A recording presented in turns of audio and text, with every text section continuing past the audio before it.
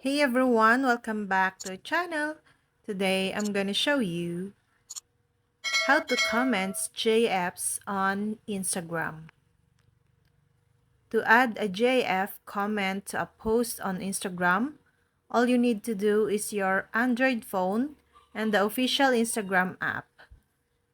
You don't need third-party apps to find and load GIFs, as all the GIFs are available in Instagram's own repository. To do that, first, launch Instagram on your phone and find a post where you want to post a GIF comment. On this post, tap the comment icon to add a new comment.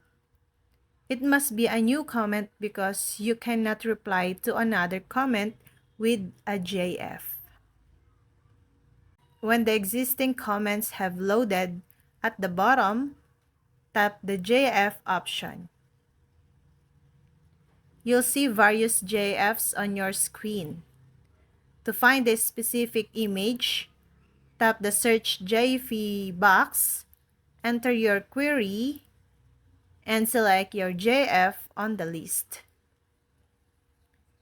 Instagram will add your GIF comments as soon as you tap an animated GIF. You and the other post viewers can now see your animated image comment.